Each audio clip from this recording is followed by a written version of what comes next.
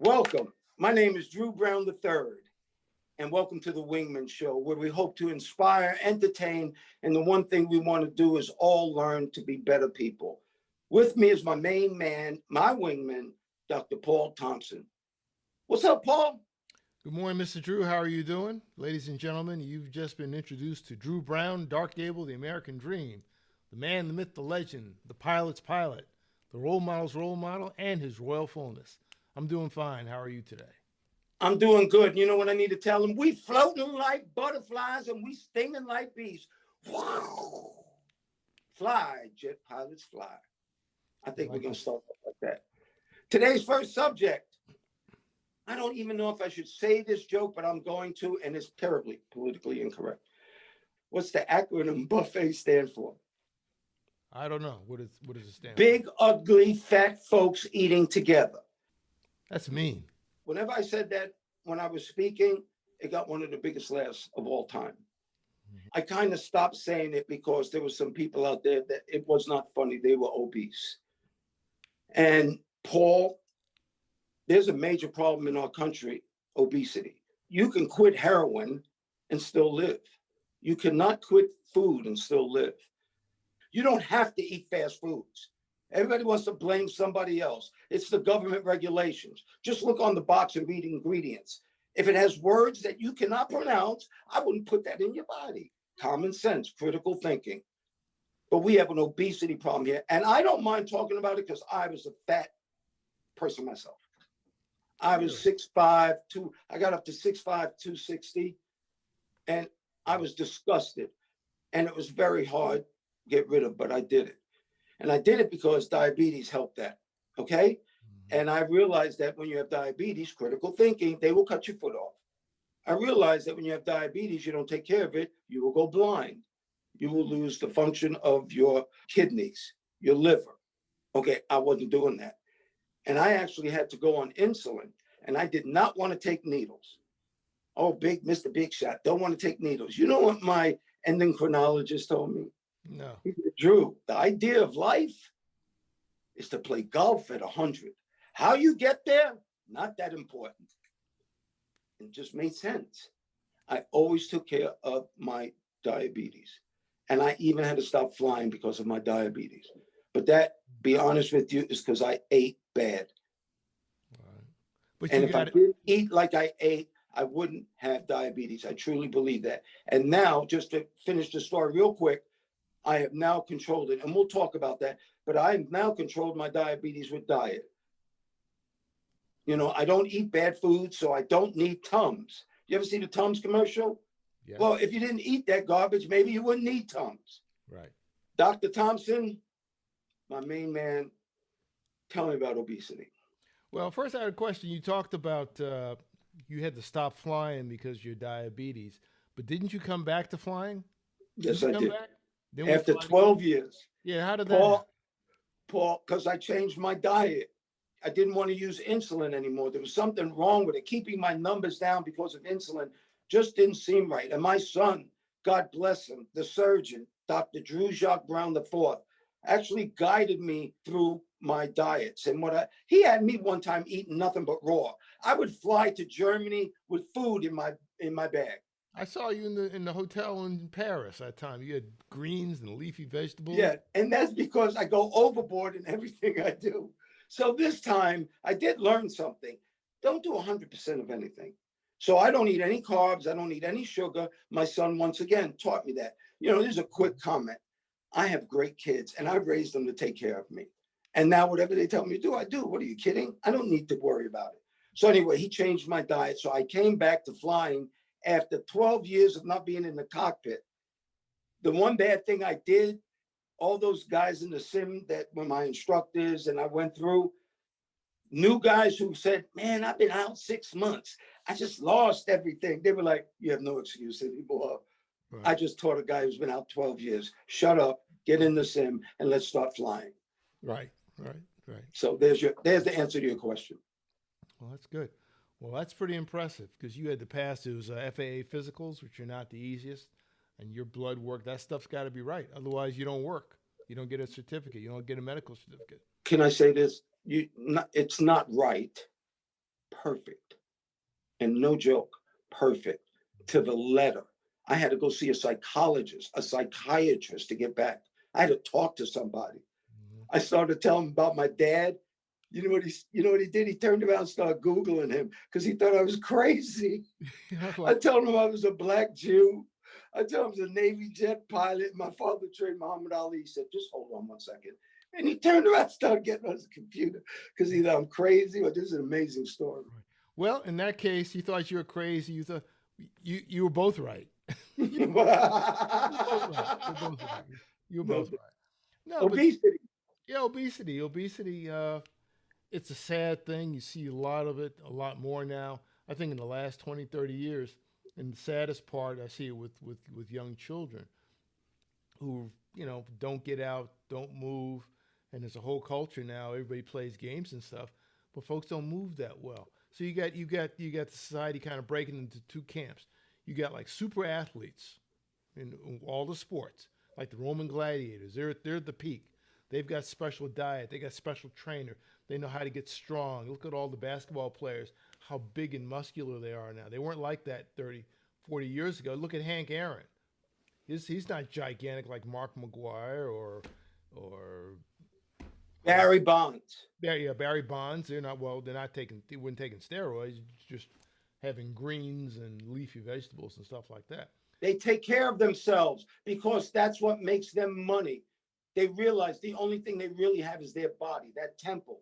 And if their temple goes down, they go down. Boxers, I remember this, they didn't have sex for 6 weeks before a fight because somebody said that you lose a little bit of power and energy. And I guarantee you there's a bunch of boxers who got knocked out, laying on the canvas going, damn, I shouldn't have had sex last week. Yeah, they sound like even the Rocky movie, Mick says women weaken legs or something like that. Correct. I think that's what I heard. Myth or not. And in boxing, myth or not, if you get punched in the face, a lot of stuff starts becoming real.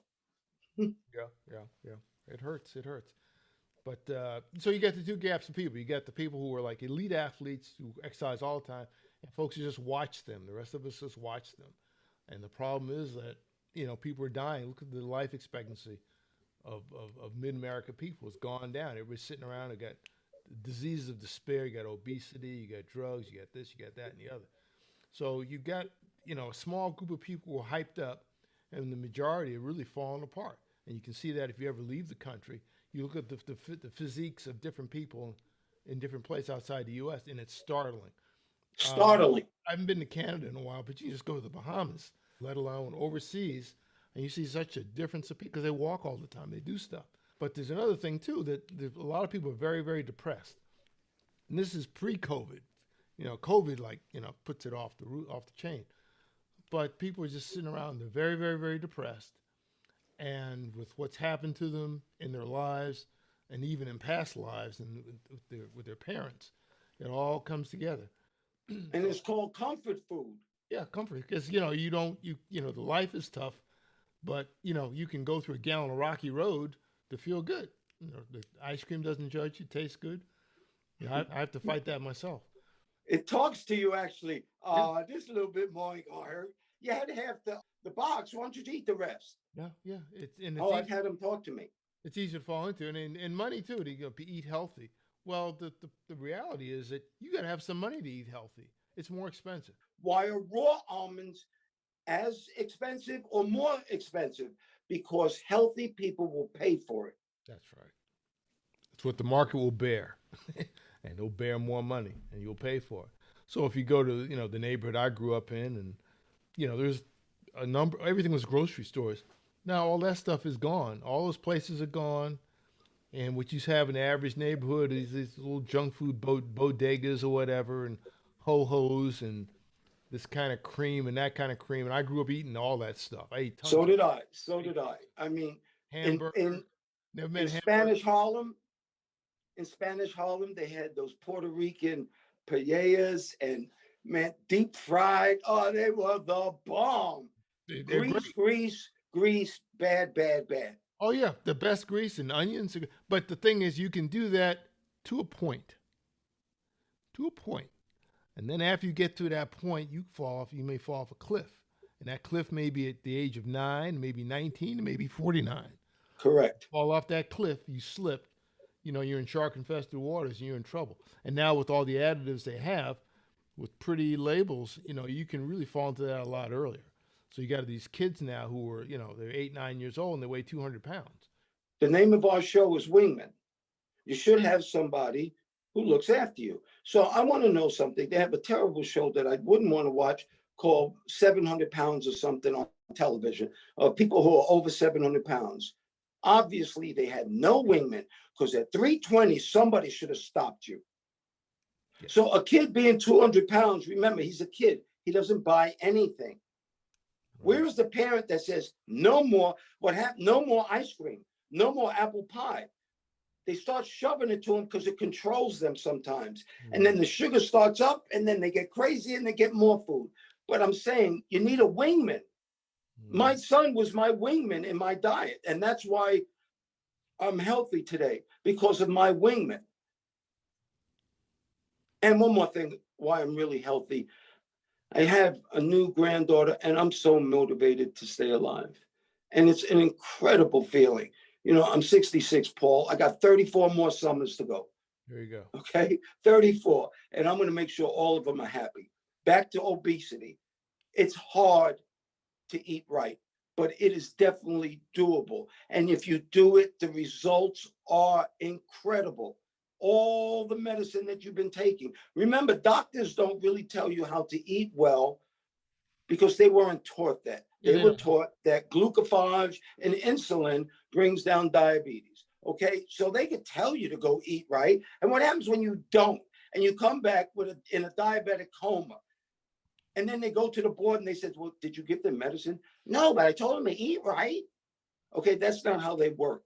They want to cure whatever's wrong with you. And they can only cure it by the means that they know, that they learned. Right. That's why Western and Eastern medicine is so different. It is very different. One of the things that's affecting a lot of people today that's kind of ties in is this inflammation. You eat all this kind of crap, you've got a lot of inflammation in the body, and that damages your arteries, your organs, and your joints.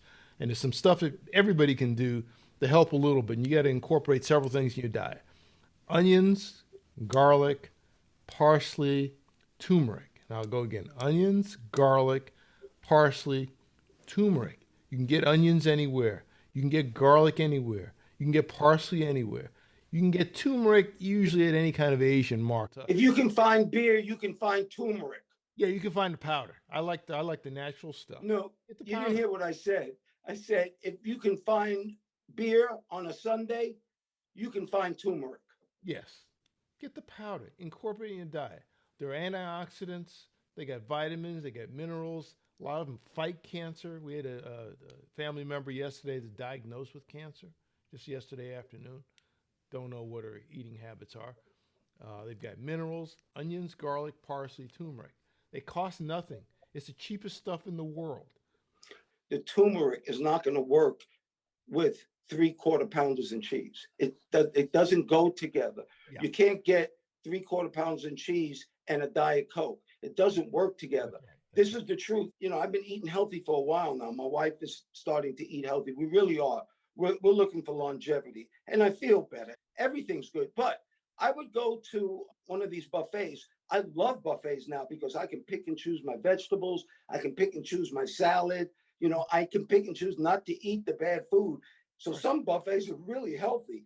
Anyway, I see this very large girl. And when you go to buffets, that joke that I said in the beginning, you see why it's so funny. Anyway, this very large girl, she was walking around the salad bar. She had a big plate of salad. She had that much cheese on, that much ranch dressing, that much bacon. It was worse than eating a pork chop. In her head, every day she tells her friends, I eat salad. Right. Okay, I don't know what's going on. All I'm eating is salad now. So if you don't know, you don't know. So I'm going to just try to give this one bit of advice that I've learned through my diet, because in this show, I don't want to just tell people not to be fat. I'm going to tell you how to get better. The reason that you're hungry is not because you don't have any food in your body, because there are very fat people who get very, very hungry. How could that be? The reason you get hungry only is because your blood sugar drops.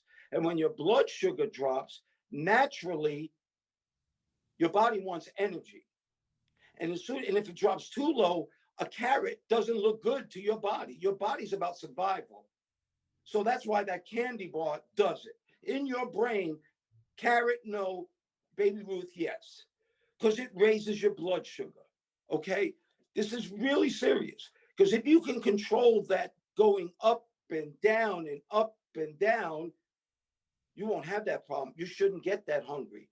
What I've done, I'm not saying this is easy, but it's so good. And it is easy after you do it. I don't need any more sugar. Let's just start there. Sugar is the new crack. Processed sugar is probably the worst thing that you can put in your body. So I've eliminated sugar. I'm 95% off carbohydrates, bread. I don't eat biscuits. At one point in my life, there's no way I could pass up a country biscuit That's with hard. butter. That's Just hard. can't do it. I couldn't do it physically. I couldn't do it. And you know why? Because I was addicted physically to that sugar. Because carbs turn into sugar. Right. Okay. The one thing that I didn't want to give up, I asked Shorty, I said, please, don't take away my pancakes. My mother made me pancakes every Saturday morning. And it's a ritual my whole life. Pancakes, peanut butter, and syrup. And I've been eating sugar-free syrup for 20 years now. And it tastes exactly like regular sugar. Mm-hmm. That's one thing sugar-free actually tastes like regular syrup. Anyway, they have paleo pancakes, not made with grain. It's made with coconut. It's made with almond flour. It tastes exactly the same. And I tell Katrina this all the time. Taste shouldn't be that important anymore. You've tasted all the good stuff. Right. And look where it got us. Okay, so don't make taste number one. Right. Like greens. I'll end it with this because critical thinking, wingman thinking. When I eat salad, you know what kind of base I want? No. Kale. It is the number one food in the world. It's not the tastiest. It doesn't taste bad, but it's not like romaine. It's not like iceberg. Iceberg lettuce, if you only ate iceberg lettuce, you would starve to death. Do you know that? Yes. It has zero nutrients. Matter of fact, if you ate it, you would lose weight because it takes more calories to eat it than you're ingesting. There's my spiel. Well, you're right. You know, good salad with not a lot of crap on it is the best thing. You know, I'm the carbs. I'm working those down. I realize that I need to reduce those. I do like croissants every once in a while. I stop buying them. One may sneak into the house somehow. I'm a Lay's potato chip. You bring one in, I'm eating the bag. I just don't know how to stop it. It's designed chemically like that. Yes. There's a big difference between you and I in this category. You have always taken care of yourself. You have always done physical activity. And people who had a lifestyle like you can cheat a little bit more than me. And you also really don't have an addictive personality. You need to know who you are, first of all. So I know who I am. I'm good. I don't miss sugar. I don't want any sugar. I'm not kidding. I have no desire for sugar. So it's not like I walk around, man, I wish I had a cheesecake. I don't do that. But you have always taken care of yourself. What can you tell somebody out there how to motivate them to turn your life around today, right now? You can do body weight exercises. I haven't been in the gym in a year plus. And I got to quit my garage. You don't need that much. You need creativity in a little space. One thing you can do, if you can't stop eating crap right away, cut down. You can start cutting down. Okay, so eat your garbage, but eat like 3/4 as much garbage. Then get it down to a half, and then get it down to a quarter. If you can't, you got a gigantic plate of food. Eat 3/4 of the gigantic plate of food. It's still what? Reduce slowly. You can do it that way. That's realistic. Cut it down. Okay, eat the same crap, eat the same garbage, but just eat less of it. Just get it down less and less and less. And you can do it that way. Then these changes Mr. Drew's talking about are not that drastic, not drastic at all. As far as cutting down, the less I found out, the less you eat, the less you eat. Your body doesn't need that much. And the reason the reason I got fat so fast in my life is because I eat fast. And I was telling you about blood sugar. It takes a while for the food to digest and raise your blood sugar. The point is, if you eat slow, you get full way before that food is gone. That's true. My commanding officer in VA 35, perfectly fit. I mean, this one of them guys that his hair never goes out of place, no matter if he takes his helmet off or not. His hair is always good. He ate the slowest of anybody I've ever seen, and he ate as much food as he wanted. The point was, he never finished. That's how slow he ate. Just how he was learned. It looked like I never had food in my life. Actually, my grandmother, my Bubba, used to shove food at me. Right. I'm not like I can't leave anything on my plate. I'm raised by immigrants, Right. Same both here. on the black side and the Jewish side. Right. That leaving food on your plate is a no-no in Right. either culture. Some people don't have it. They don't have enough. Right.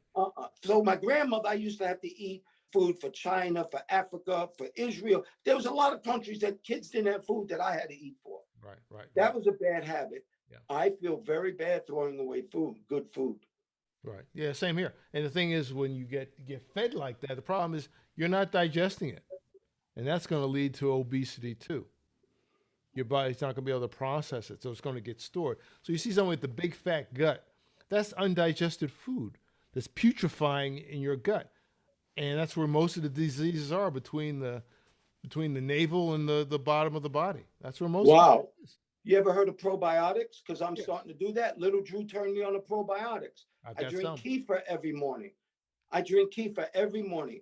Your body, inside your gut, what you just said, has bacteria, good bacteria. And if you feed good bacteria, it eats bad bacteria. And so kefir is better than Tums. I don't get stomach aches at all. Same here. Last point that I have to put in so I don't forget it. If you can start off drinking a gallon of water a day. Yes. Now, just listen. Most of your hunger sometimes is because you're thirsty and you're dehydrated. If you could really drink a gallon a day, I think your life would change. And I think once you start and you start seeing, what you got to do is you got to hold on till you start seeing the change. It doesn't happen tomorrow. You know, drugs get you high in 10 seconds. Real change takes time. Give yourself 6 to 8 weeks, realistically. There you go. Okay, 6 to 8 weeks. Maybe one day on the show, we'll let you start showing them some exercise. Okay. We can do that. This is the part of the show where we do our 11 facts in life. Today's number 6. And number 6 says, good will overcome evil. Honest to God, Paul, if good doesn't overcome evil, it's not worth waking up tomorrow. I, deep in my soul, know that good will always overcome evil. Because of my belief in a higher power, who I call God, who we nickname Shorty, I believe that everything is perfect even when you don't think it is. I always think that God is looking out for me. This is not a religious statement. You know, I've said something that really trips people out, and I'll say it here. I don't believe in God anymore because I now know. I don't believe in gravity because I know. I don't believe in oxygen because I know. I don't believe in God because I now know. And I'm saying it real fast so somebody can't take this tape and edit it right there. You don't believe in God. I know that there's a God. So anyway, when you put your life in his hands, even when things are messed up, the Capitol, Trump, whatever you think is wrong, you know, I used to say George Bush was our greatest president because he brought us Barack Obama. I take negatives and I make them positives. And it's true. You know, when you were a little boy, if I told you there was going to be a black president, maybe not. Right. You would have thought there'd be a woman president before a black president. So George Bush should be part of Black History Month. Oh, let me just say something about Black History Month. You need to get rid of it. Black History Month is wrong. Black history is American history, and white kids need to know everything we learn. That's the problem. You have 2 sets of history, you have 2 sets of facts, so you can't ever get together to resolve things. Black history is the greatest American story ever, and all children need to know that. These were people who were taken from another land, and slaves, beaten, killed, and rose to the presidency. There is no black history. There's history. And our history is the bomb. A lot more interesting than some of the history I learned. And oh yes, we're going to do Lincoln on one of these shows. We're really going to tell the people about Lincoln. There's a great series on CNN right now about Lincoln. Lincoln was a white supremacist. He did not free the slaves because he liked black people. He freed them because he wanted to win the war, and he didn't think people should own other people. But he did believe that white people were better than black. And I just learned that. Katrina told me that, and it changes my whole view. Good will overcome evil. Dr. Thompson. That's the hope. Good does overcome evil most times. I was in a car accident some years ago. It was a hit and run. I was the one being hit. And I was going to the park with my dog, and a lady was trying to get away from the police. And What? I was in the way, essentially. Okay, so we got T-boned. I got T-boned. Boom, and she sped off. I tried to give chase, but my car is dead. It's gone. She was caught about a half mile away because they sent the police from the other direction, and I watched it. And she almost did a hit and run with him, head-on collision. And he swerved, and then he turned around and he pulled her over. I didn't see her for like almost 3 years before we went to court. But the thing was, my car was there. I was in the intersection on an early morning, and couldn't get out the driver's side. My door was messed up. So I was able to come out the other side. The dog was okay. He was in the back. And all these people came up. They stopped their cars to come see how I was doing.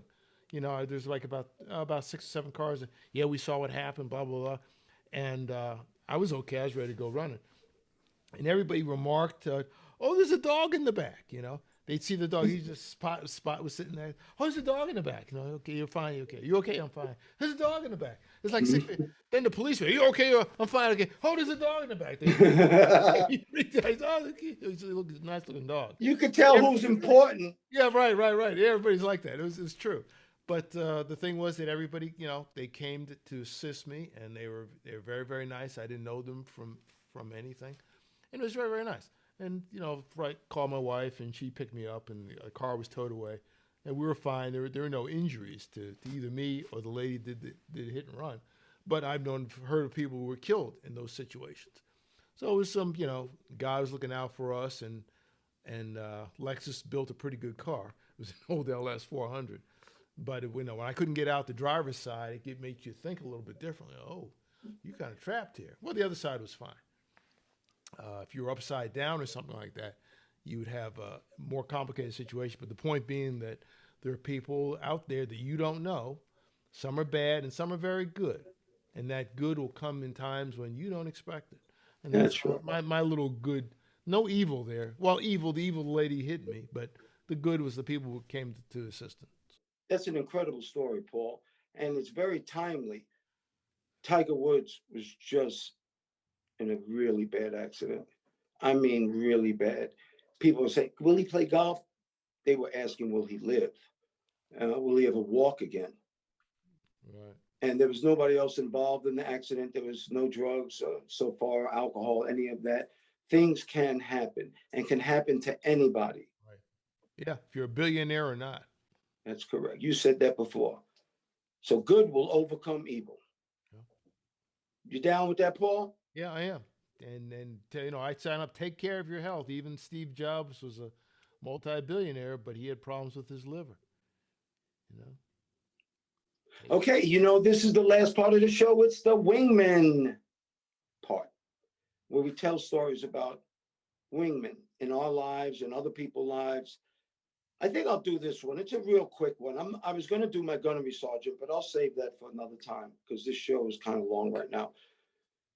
LeBron James had a wingman when all this racial strife went down.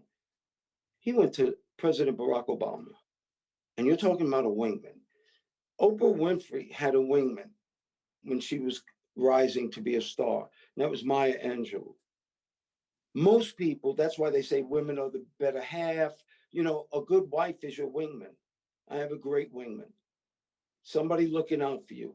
And I was just thinking how lucky and how, I shouldn't say lucky, how blessed was LeBron James for being able to call President Barack Obama, and he had other ball players on the line saying, hey, what should we do? Now that's a wingman, and that's advice. So there's my wingman story. All right. That's good. Everybody, thank you so much for watching the Wingman Show, because we're floating like butterflies and stinging like bees. Ah, fly, young jet pilots, fly. We'll see you later. Thank you for your time. It is our most precious commodity. Okay. Paul? Goodbye. Bye, you guys.